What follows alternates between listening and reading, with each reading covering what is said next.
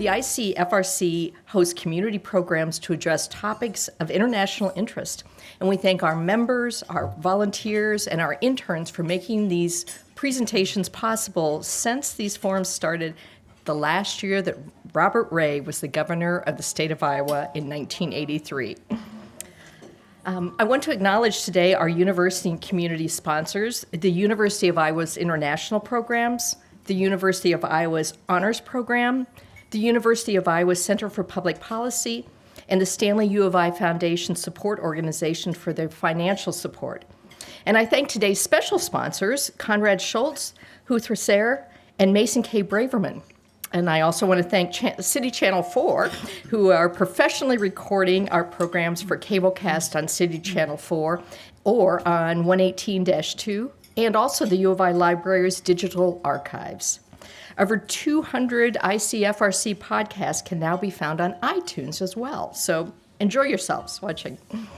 So I'm pleased to introduce our speaker, John Norris, who is someone who is very well known to members of this audience and perhaps is the proverbial person who needs no introduction, but I will say a few introductory words later on. First of all, however, I would like to thank the Iowa City Foreign Relations Council for hosting this event in collaboration with the Johnson County chapter of the United Nations Association of the USA, of which I have the honor to be president. The Johnson County chapter of the United Nations Association is the local affiliate of the United Nations Association of the USA, a nonpartisan, non-governmental membership organization that informs the public about the essential work of the United Nations and how it benefits people around the world and right here in Iowa City. And we also advocate for the United States to be a constructive partner with the UN in that important work. I want to direct your attention to the membership cards that are found on your table. Our chapter is a membership organization. We are working to build a visible and vocal constituency calling for U.S. constructive partnership in the UN. We would welcome your membership. And so information about what we do and how you can become a member is provided on these cards at each table. I also invite you to participate next week in our United Nations Day event to be held on Wednesday, October 24th. On that occasion, we'll mark the 70th anniversary of the Universal Declaration of Human Rights with a presentation by human rights educator Nancy Flowers, followed by a panel of local experts, including Senator Joe Bolcom, who is here today. That event is next Wednesday, October 24th at 2 p.m. at Old Brick. There is a flyer about the event on your table. As it happens, the Iowa City Foreign Relations Council is also having a meeting on October 24th on international sports competitions. So you can come here, have lunch, listen to that program, and then swing over to Old Brick and take part in our United Nations Day observance. So a lot going on October 24th. That's what we like about Iowa City, right? There's lots going on. Next week, as I said, we mark United Nations Day, but this week, in fact, this past Tuesday, we marked World Food Day. World Food Day is an opportunity to reflect on some stark statistics. Worldwide, 821 million people go to bed hungry every night. Here in Iowa, 1 in 6 children struggle with food insecurity. 3 years ago, the United Nations adopted very ambitious goals called the Sustainable Development Goals, which are described on these cards also on your table. Lots of interesting stuff on your table today. And among those ambitious goals was the target of eliminating hunger by the year 2030. Eliminating hunger entirely by the year 2030. In light of the statistics which I just mentioned, the question is that possible? Is it possible, in fact, to eliminate hunger by the year 2030? Our speaker today, John Norris, will help us answer that question. He has had a very, very rich career over the past 3 decades, and I'll just mention a few items. Perhaps most relevant for our topic today, John represented the United States at the U.S. mission to the UN agencies based in Rome, including the World Food Program and the Food and Agriculture Organization. In addition to that, he has over 3 decades of political, policy, and administrative experience at the highest levels of state and federal government. In 1999, Governor Tom Vilsack asked John to chair the governor's working group on electrical restructuring and subsequently appointed John as the chair of the Iowa Utilities Board. President Obama appointed John to serve as a member of the Federal Energy Regulatory Commission, and currently John is a partner and co-owner of the State Public Policy Group in Des Moines. So Mr. Norris is a graduate of Simpson College and the University of Iowa College of Law. So please join me in welcoming John Norris. Hello, everybody. Thank you so much for inviting me to share with you in Iowa City today, especially it's the Global Food Week of Action and recognition of World Food Day. So it's a good time for us to talk about food. Thank you, Janet, for hosting, for Jim, for your introduction. Maybe a special shout out to my longtime friend and leader on Iowa and international humanitarian issues, Gene Lloyd-Jones. Good to see you here, Gene. And so many other good friends in the audience. I appreciate you sharing today. Well, as Jim said, and this was not coordinated, but evidently you had the SDGs on your table, is that right? So zero hunger is the second of the United Nations 17 Sustainable Development Goals, second only to no poverty. Now, most of these 17 SDGs connect in some way to food and hunger, particularly because 75% of the world's poorest depend upon growing their own food. I have many concerns about the direction agriculture is going both here in the U.S. and globally for ending the hunger for those 820 million people with limited access to food. Most of those concerns I have are centered around the influence of politics and policies by special interests engaged in large-scale food production. While the production of food should and needs to be profitable and sustainable, who profits from growing and harvesting our food will greatly impact goal number 1, no poverty, and many of the other sustainable development goals. Without action, who controls our politics and policies will determine who profits from worldwide agriculture. And today, those in power and in control have a great deal of power, money, and influence that I see as an obstacle to solving world hunger. It is not preordained that we model the rest of the world like we've done here in the U.S., which is drive people from the land to the cities and upscale agriculture and destroy cultures during the process. So I'll talk more about those concerns today. First, let me give a little background on the United Nations and my work there, and a little personal background. As Jim said, I had the honor of serving as the representative for President Obama and Secretary Vilsack to the United Nations Food and Agriculture Organization, often called the FAO or FAO, and also the World Food Program based in Rome, Italy.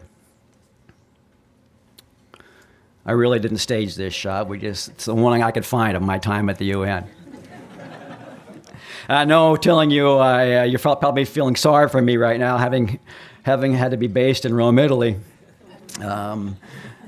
They do no food in Italy. And as they say, when in Rome, this actually was in Catania, Sicily, when my family went down during our time there. Rome is the home to 3 principal United Nations organizations. dedicated to food and agriculture. The World Food Program, often known as the WFP, the Food and Agriculture Organization, and the International Fund for Agricultural Development. Rome is at the center of international efforts to promote sustainable development and to combat world hunger. The U.S. mission to the UN Rome in Rome serves as a link between the Rome-based international organizations and the U.S. government. The staff of the mission represent the Department of Agriculture, State Department, and USAID, the Agency for International Development. Together, they work to advance UN efforts in the areas of food security, emergency food aid, food safety standards, agriculture, fisheries, forestry, and financing for rural development. A little more history. President Franklin Roosevelt convened the United Nations Conference on Nutrition and Agriculture at Hot Springs, Virginia in 1944. The conference, it had 44 governments participate in that original conference. The conference decided to establish a permanent organization in the field of food and agriculture. On October 26, 1945, at Chateau Frontenac in Quebec City, representatives from 34 countries signed the Constitution of the FAO as a UN organization. The general principles stated at Hot Springs were translated into recommendations by the member nations. In the introduction document and the founding of FAO, they stated, our purpose is to increase the nutritional levels and living standards of their populations, improve the efficiency of the production and distribution of all agriculture and food products, improve the living conditions of rural communities, and contribute to the expansion of the global economy and ensure that humanity is free from hunger. Today, there are 194 member nations to the FAO. With deep personal roots in farming and agriculture, working at the FAO and WFP was a great honor and privilege for me. So I went to Rome to solve world hunger. I've got a page mixed up here, sorry. I'm sitting here. Why it was honor and privileges to me is my roots go deep in agriculture. I grew up on the family farm in Montgomery County. I was a fifth-generation typical Iowa farm family. I was the state director of the Farm Unity Coalition during the farm crisis in the 1980s. I was on the other side of the food business, in the restaurant business in Greenfield, Iowa. I owned the restaurant there. I also served as Leonard Boswell, he was a member of Congress, his first term as his chief of staff, and worked with him on the House Ag Committee. And then I had the privilege of serving Secretary Vilsack as the chief of staff at the U.S. Department of Agriculture. And then from 2014 to 2016, I served as the U.S. representative or the minister counselor for agriculture at the United Nations Rome-based agencies. So I did go to Rome. I'm getting ahead of myself here. But I will say that food represents many things to me. We all eat food, of course, to fuel our body. But I think you grow and prepare food to feed your soul. That was 3 weeks ago in my garden. How food is grown and who grows our food, I believe, matters for us personally, as well as for the health of our planet, environmentally and economically. As I said, I went to Rome to solve world hunger. I know, I like to think big. But I ran into a snail's pace reality of UN governance, where everything is done by consensus.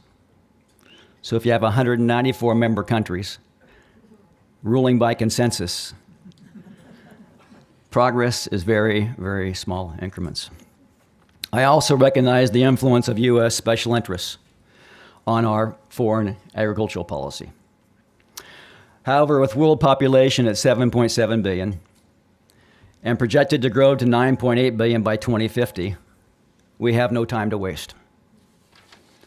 But did you know that last year, we produced enough food to feed all 7.7 billion people.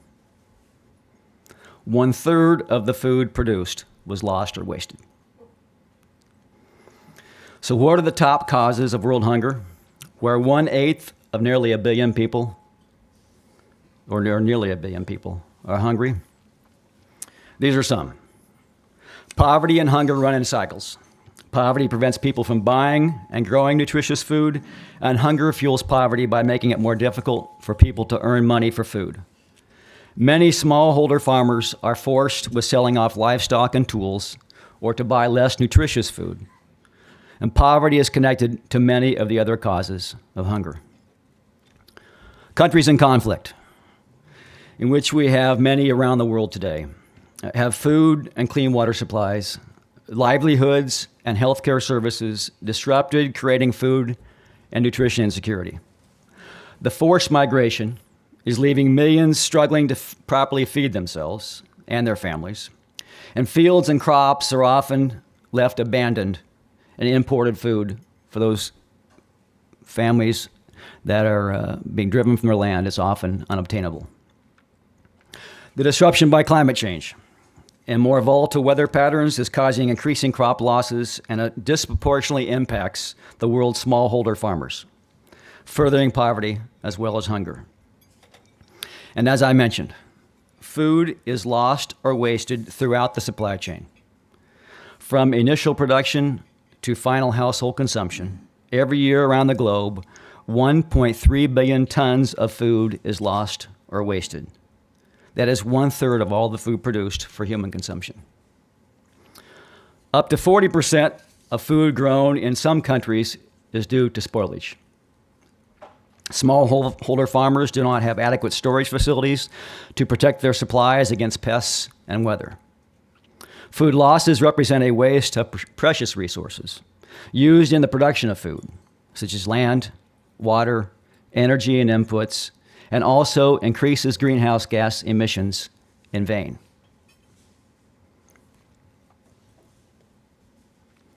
Women make up nearly half of the world's farmers. In the rural areas where most of the world's hungry people live, women produce most of the food consumed locally.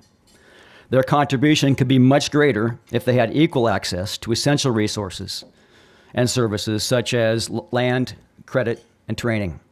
This is a picture of students at the Gayaza High School in the Wakiso district just north of Kampala, the capital city of Uganda. It is a boarding school for 1,300 girls, designed to produce food for student feeding, but also to provide learning facilities for students and the surrounding community to acquire agriculture, knowledge, and skills. Perfect example of what we need to do to help reduce the gender inequality in food production around the world. With some partial exception of probably climate change, these causes and other causes of world hunger are more about access to food and resources and the handling of food, such as food lost and waste. The United Nations, NGOs, individual countries, all have substantive policy proposals for addressing these causes, such as increased political support to stabilize governments and humanitarian support for displaced people, funding support for education and job training and healthcare, addressing the special vulnerabilities and challenges of women and girls, and many other very important policy initiatives, all of which are critically important. And the U.S. is and should be playing a significant role, particularly as a major funder of such initiatives. But they are not enough to date, which is contributing to poverty and world hunger. I do need to point out that, however, while the U.S. is a major funder of the UN and world hunger initiatives, we are one of the few countries in the world that has not formally accepted the principle of a right to food.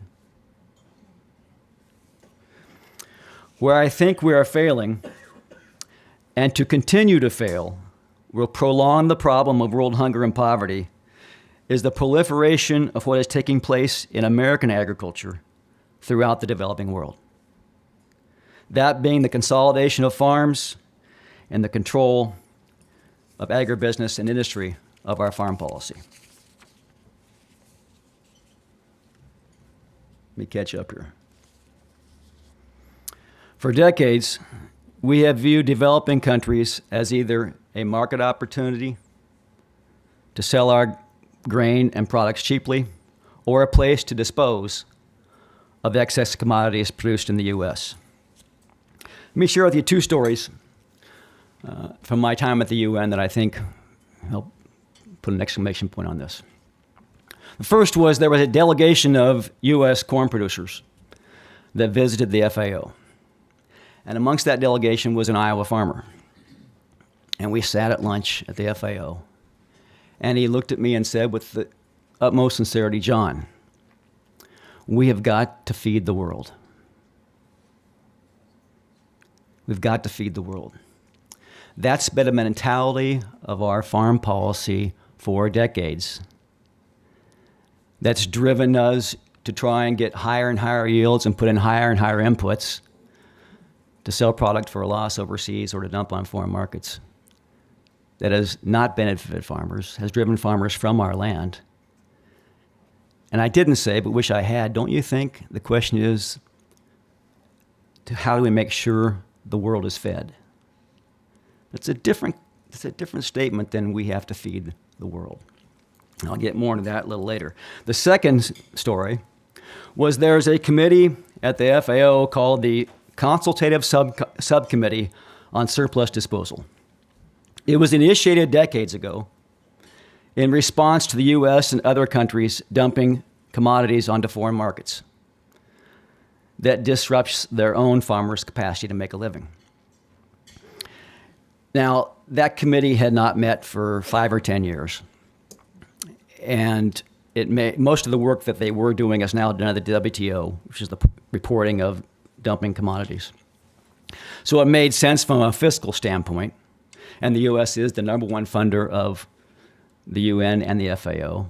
But the U.S. and a number of other industrialized countries who fund most of the UN took a position that we should get rid of this Committee on Surplus Commodity Disposal. So I had the task of sitting around that table on that committee and proposing that we shut this committee down. Like I said, it made sense from a fiscal management standpoint. But the emotion around that table was really a visceral reaction that reflected years of our practice and other industrialized countries' practice of dumping their excess commodities on those foreign markets and undermining their own smallholder farmers. They opted to not close down the committee. They did change it to an inactive status. So any country can petition the FAO to reopen the committee if there's an instance that needs to be investigated. But I think those told me a lot about our U.S. mentality to these markets and how we approach our foreign countries as a destination point for cheap and excess commodities. As that farmer said, because we need to feed those people. And we have to change the mentality to how do we help them feed themselves? I didn't question that farmer's sincerity that day, but I do question the sustainability of that premise. And we're seeing it play out.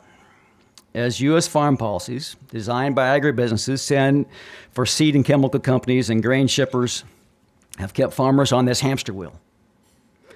A hamster wheel of high input, high output, little or no profit, which has also caused degradation of our soil and water, while at the same time depressed markets for smallholder farmers in underdeveloped and developing countries. As we wear out our land and deplete and pollute our water, and as resistance begins in this country against further degradation of our land and water, these agribusinesses are seizing on the opportunity to push their large-scale chemical and petroleum-dependent agriculture into these underdeveloped countries. There they find struggling economies and debt burdens with international requirements to pay their foreign debts, oftentimes requiring them to open up their economic markets by allowing greater foreign ownership and investment in the country, devaluing their domestic currency, reducing government spending on health, education, and agriculture, and lowering tariffs on agricultural products. I got an example here I'll share with you. This is a internal memo, one that I saved from work at the FAO. The government of Ethiopia interprets its constitutional mandate to administer land for the public good as the right to allocate land in accordance with its own development agenda. So the government of Ethiopia has designed a development strategy based on expanding commercial agriculture as well as industrialization.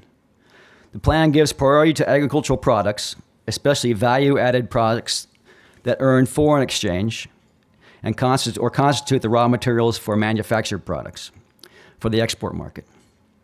The government of Ethiopia exploits its position as the administrator of all land to allocate land for commercial agriculture, providing investors with long-term leases at very low rates.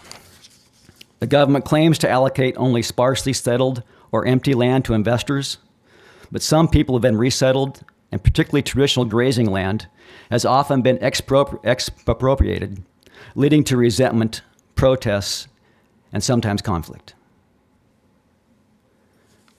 Ethiopia being one of those underdeveloped countries that have been saddled with foreign debt, have had to open up their land policy and their markets to foreign products, but need that revenue generated. And they're being provided the answer, which is adopt Western agriculture, which is resulting in the change of culture and driving people from their land. Resistance and environmental protections to change or adopt large-scale agricultural production by those in power in these countries is minimal or non-existent. As we know from experience here, change often brings unintended consequences. Agriculture is keeping pace with the global population, but it now generates also, and that's a key point to make again, we are keeping pace with population growth with food production. We don't need to buy into this. You have to get big and scale up and increase those inputs to produce food for the world. There are other solutions.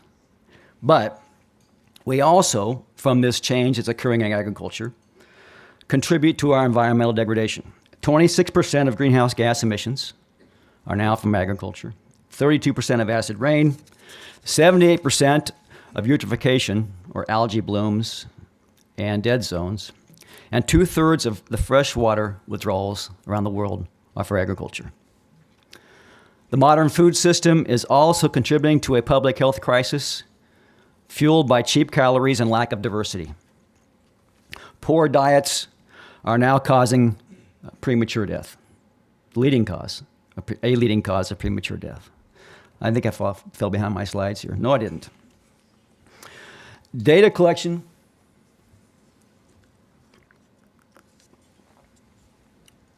and digital technologies also have the power to transform our food systems. This new information could be valuable to increase production and profits of smallholder farmers and advancing environmental efforts and sustainability. The question is, will this new data be used to improve the sharing of economic benefits for farmers and consumers, or will the information be captured by a few powerful players?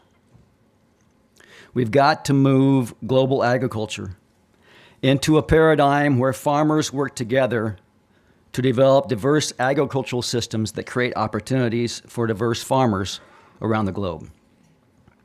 Farmers are the ones who need to innovate. Farmers of all sizes to develop agricultural systems that are resilient to climate change and are part of the solutions to stabilize our climate. The problems agriculture must solve create more opportunities for farmers than most people in agriculture understand. I'm working with a project here in Iowa right now with the Iowa Interfaith Power and Light that are starting to convene traditional commodity-based farmers to have an open conversation about climate change. Because what the agribusiness industry and the Farm Bureau and the leading proponents of industrial scale agriculture have cultivated farmers to think when they hear the word climate change is to think regulation. We have to get farmers here and around the globe to recognize that farming, particularly here in Iowa and the Midwest, we have one of the greatest opportunities to sequester carbon and a growing world market for sequestering carbon. But if farmers don't come to the table because they want to deny climate change exists or is human caused, then they're going to miss out on the market opportunity for sequestering carbon. And that will all flow up the food chain and miss the ability for farmers to change farming practices and increase their soil health and water quality while at the same time addressing climate change. So farmers can innovate if we can get them here in the U.S. to talk about being part of the solution. But we also know that the disruptive weather patterns around the world can make farmers around the world part of the solution to climate change. But right now, it's all about competition and large-scale agriculture. Investments are focused on about 5 crops: corn, soybean, wheat, cotton, and rice. And 5, I missed that slide, there you go. And about 5 animal proteins: cattle, beef, pork, poultry, dairy, and eggs.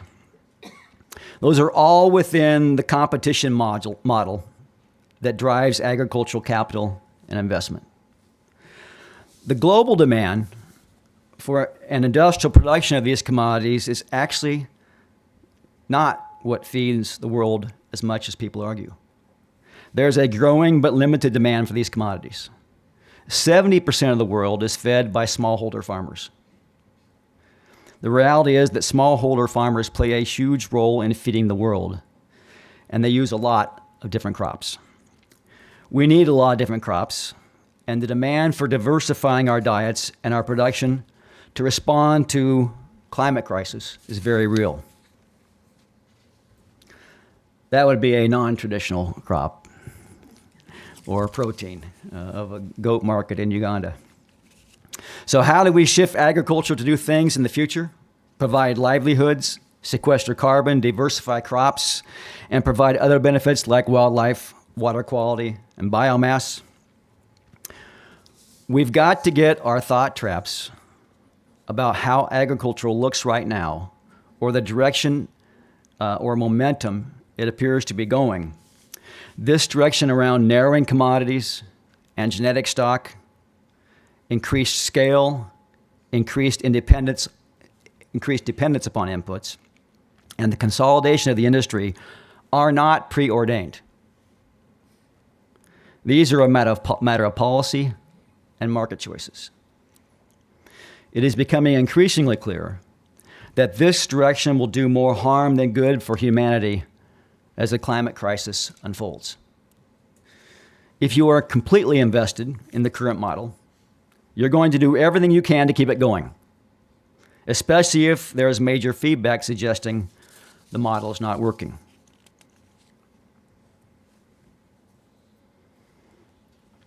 I saw a regular presence at the FAO from international agribusiness who were constantly looking for ways to discredit and stifle voices of civil society and the influence of environmental voices like the agroecology advocates.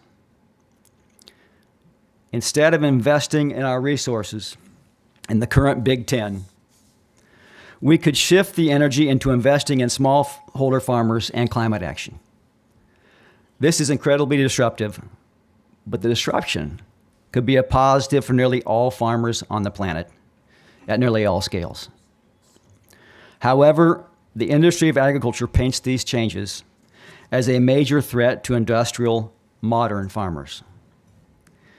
It doesn't have to be that way. The demand for what farmers can do on their farms is greater now than what farmers are doing. Understanding this demand could undermine or help farmers innovate to produce this and undermine the arguments for global competition and pressures for control of land. Make no mistake, this is disruptive to agribusiness, as much as wind and solar are to ExxonMobil. We can expect just as big a pushback from Dow, DuPont, Bayer, Monsanto, Syngenta, ChemChina, and they have a lot of power to push back.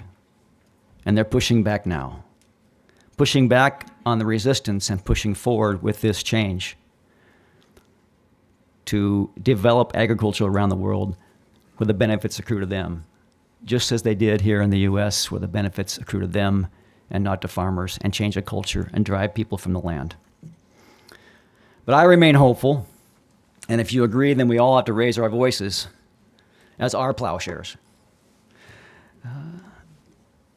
And to end, I'd say, Jimmy Carter warned us, we know that a peaceful world could not long exist, 1/3 rich and 2/3 hungry. And finally, Mahatma Gandhi. There's enough on this planet for everyone's need, but not for everyone's greed. I hope that all. I was driving over here today, and I thought of my good friend David Lesh, who often provides me helpful feedback, that afterwards he's going to say, now what did you really say? It is complex. It's not that complex. It is about who's in power and the politics and policies to empower the people of this planet who want to grow food, to make a living growing food, and support their families and communities growing food.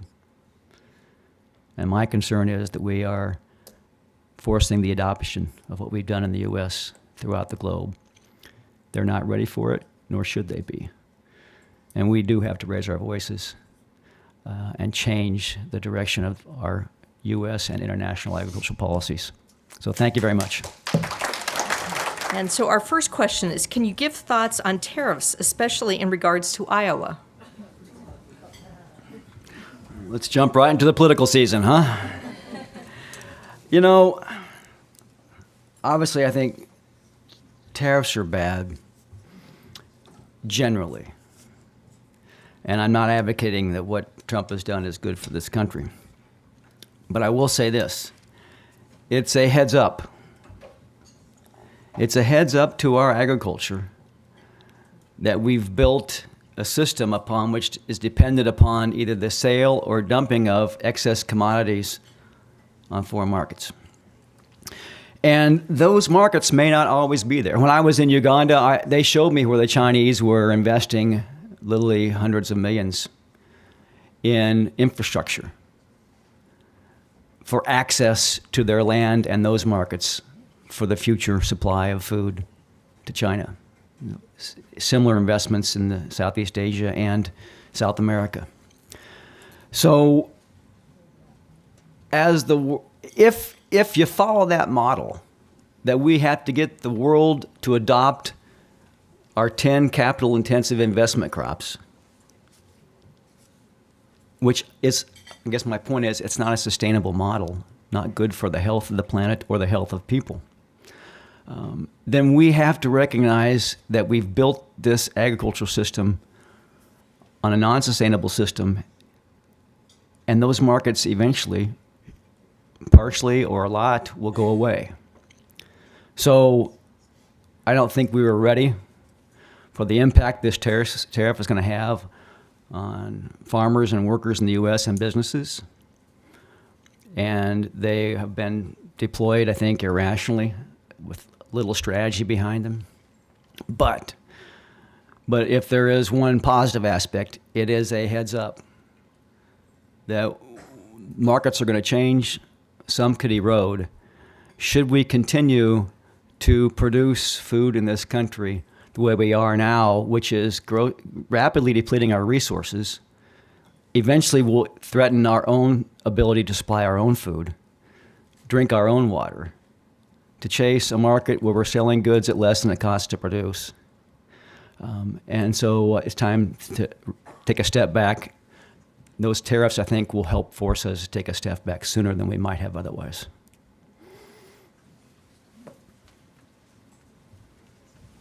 I'm going to combine a couple of questions here because they both there's several that deal with ethanol. One is, Iowa feeds the world is BS. We don't even feed ourselves. Iowa imports more of its food than any other state other than Hawaii. Our crops are turned into animal feed, biofuel, and high fructose corn syrup. Who perpetrates this, and how can we ever change it? And then additionally, Iowa farmers produce more corn than any other state, and half of the corn crop goes into gasoline tank gas, ethanol. This is supported by federal policy. Climate change is a dire threat to Iowa agriculture.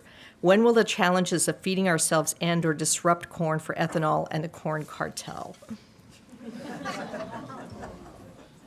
You should have just read that one before I got started today. You know, first of all, on the diet and the quality and the food of Iowa, consumers have to drive this change. Consumers have to drive it. Voters have to drive it as well. But you also vote with what you purchase.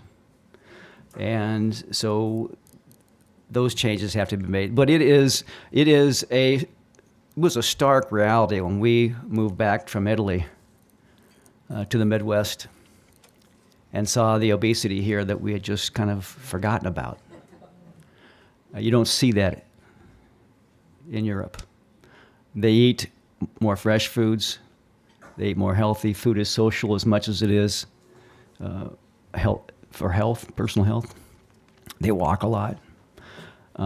But yeah, it's hard to find high fructose corn syrup stuff at the local food market in Rome. So consumers have to change it, and voters have to change it. The ethanol, I think, is going to change partially on its own. Most projections say that half of our vehicle fleet will be electrified by 2030, 2035, maybe sooner. I think I have that sooner. I think it's more like 15 years from now. We'll see it more in the coastal areas before we see it here in the Midwest. But those electric vehicles don't burn petroleum or ethanol. So we have built a lot of income into rural Iowa with jobs in ethanol facilities and with markets for ethanol that we need to be aware are going to erode probably at least by half in the next 15 years to 20 years as we change to an electric vehicle fleet. So that's a recognition we need to take as Iowans, and the income flows and the impact on our economy. Take it now so we're prepared for it, as opposed to when we wake up 15 years from now and go, oops, where did all those jobs in that market for ethanol go? Which is another reason to change the mentality that commodity production should be about producing cheap commodities in this state. Cheap commodities make ethanol profitable. They make shipping grain overseas profitable, but not profitable for the farmers and not a return for the use of those resources we have. Our resources are being exploited by us undervaluing the food we produce here. So this is this is where I think Iowa is in a tremendous opportunity to lead the world in the transformation of how food is grown and who grows our food. We already led the world the wrong direction. Let's wake up first and lead it back in the right direction. When I was at the UN in 2015 was the International Year of Soils. It was a great year-long conversation about soil health around the planet. And believe me, most of those representatives from other nations knew about Iowa.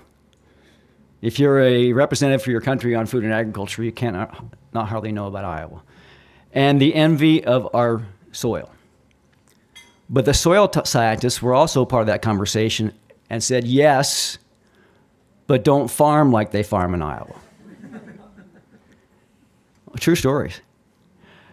So now we have to wake up and rethink how we're using our land, impacting water. And that's why I mentioned, I think as we see carbon markets develop and the demand for reduction of carbon and carbon sequestration, there's not a market for cleaning up water.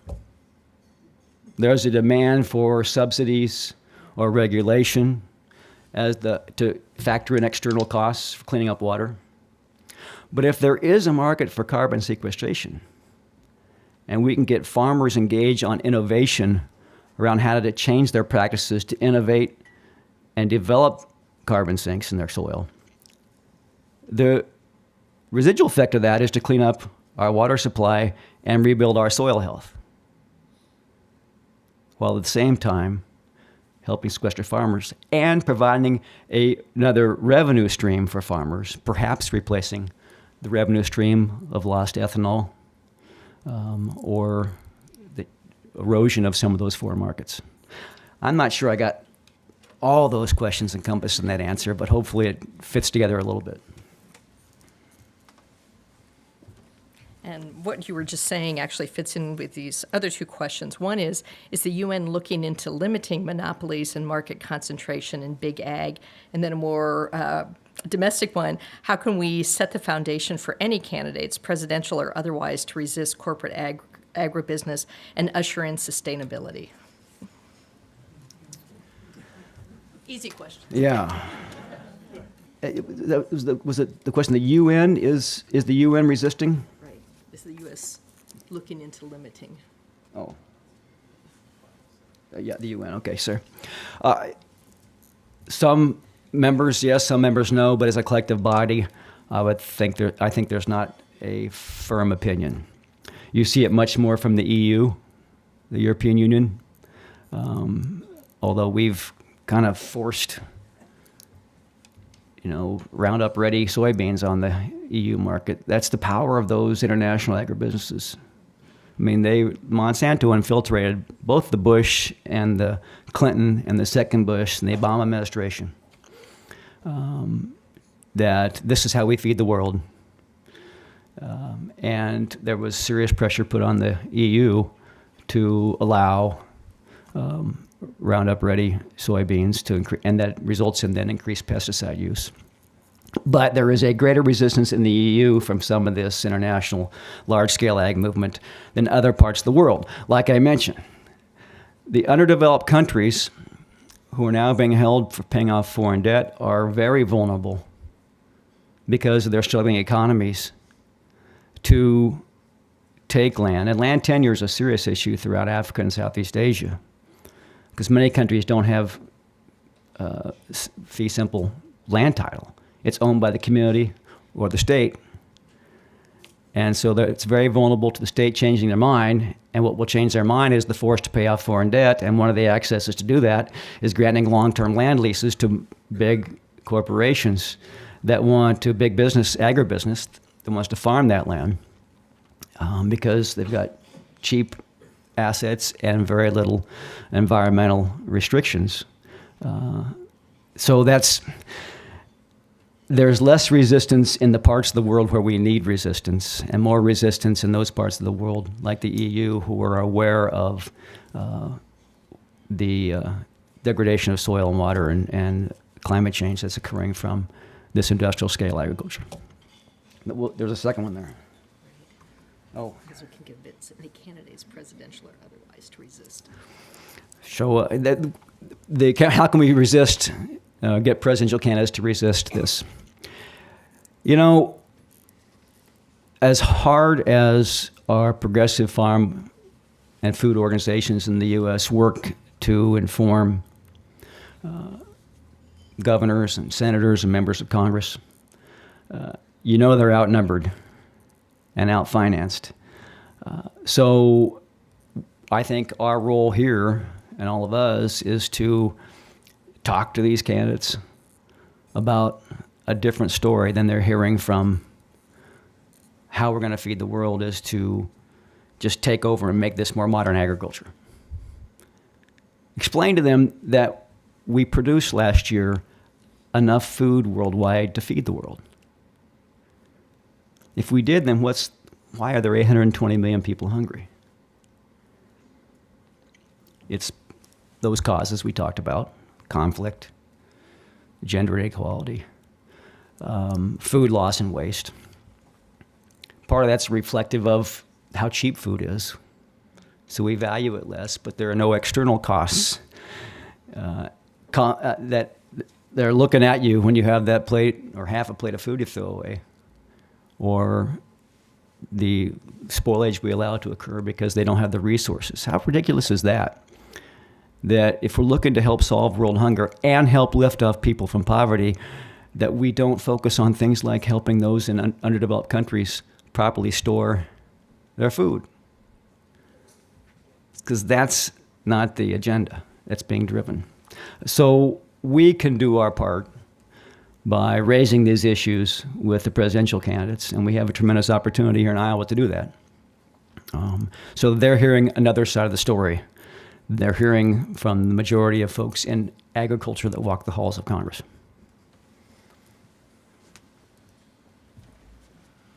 This question asks that you tell us more about the market opportunity for sequestering carbon.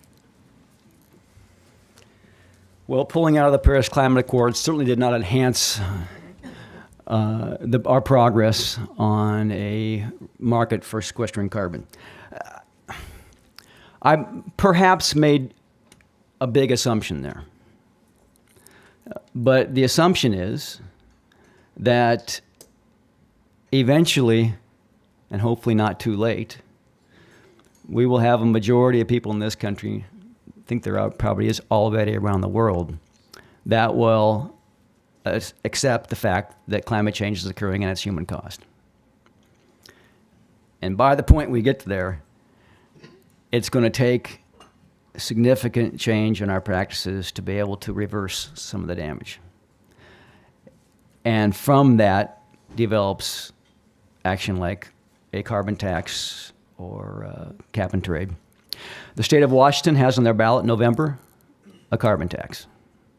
There's already markets developing out of California. So there's other markets around the world developing. I only foresee this market becoming more intense in the future. And my concern, like I said, my concern now is getting farmers, especially like here in Iowa and around the U.S., our large-scale commodity farmers, to come to the table. Listen, ethanol was a totally constructed market through politics and policy, right? I mean, it helped resolve some environmental issues with the MTBE in California and other places. But farmers had political influence in the U.S. Senate, and they did the politics around that, and they constructed an ethanol market through federal subsidies and requirements. Because they were at the table and helped drive it. Why not use the same model for constructing a market for carbon sequestration so that farmers get the value stream from making those practice changes as opposed to up the chain? I mean, Smithfield Foods in North Carolina is requiring some of their farmers to adopt practices to address climate change and water quality. But they're not going to compensate them for it. They're just requiring it for access to sell their product there. They will find a compensation or revenue stream for that upstream. But farmers have got to get to the table on carbon sequestration, and I do think the market will only evolve and get stronger as we go forward. Could you say something about SNAP and the role of the USDA? Is it a forgotten area of need? No, thank goodness it's not forgotten. And thank goodness, I forget how many years ago, I think it was under, well, if it wasn't under Kennedy, it was Johnson's push through the Nixon administration to pair food feeding programs with agricultural policy. And the Farm Bill is about 2/3, I'm just rough numbers here, 2/3 or 3/4 the dollars in the Farm Bill are for hunger and feeding programs in the U.S. If they weren't paired, farmers would be getting fewer subsidies because they need the urban members of the House, which are a greater number, to pass a Farm Bill. And that's our greatest protection for those feeding programs, even though we've seen cuts over the years. They are fairly stable because you can't pass a Farm Bill without urban and rural support. So if they ever decide to divide those two, it'll probably be a greater impact on our farm subsidies than it will on the feeding programs. But I think those the fact that they're paired in the Farm Bill, I think, so it doesn't give me great pause that they're going to go away that I can see. What are your thoughts on creating genetically modified organisms to feed certain places in the world? And does this go against providing nutrient-dense, healthy foods to everyone? I think two things. One is we have to have a reasonable burden of proof that they're safe, and that consumers are entitled to know if food is genetically modified or not. Just as we're entitled to know if things are truly organic or not, which if you recently saw the case with 3 farmers in Nebraska just faced a federal lawsuit or criminal penalties for putting fake organic food on the market. So I'm a big believer in transparency and public information, and for the burden on new technologies to prove they're safe. I have my own personal concerns about genetically modified food, but there are a wide range of ways plants, and more concerns about animals, plants are modified. And I don't think we can just blanketly say that they're all bad. And we have to be open-minded to what actually can help solve world hunger, or more importantly, make those smallholder farmers more profitable. Unfortunately, growing cassava does not attract the interests of international agribusinesses to do a lot of research on developing more drought-resistant cassava, which is part of the problem. And so how do we get capital into increasing better hybrids, maybe some genetics, in those diversified crops that we need to feed the different cultures, resist climate change, and empower smallholder farmers to get more income? Well, unfortunately, we are out of time because there was even some other good questions, but thank you very much. Please join me in.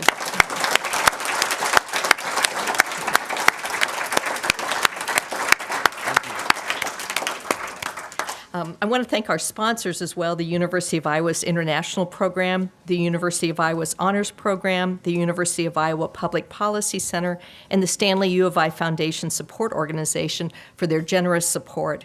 And we also thank today's special sponsors, Conrad Schultz, Hotha Sayre, and Mason K. Braverman. And we thank City Channel 4 for making our programs available to viewing audiences. So, John, as a very small token of our appreciation, I do want to present you with our very coveted Iowa City Foreign Relations Council mug, and thank you very much for being here today. So thank you. Thank you. And with that, we are adjourned.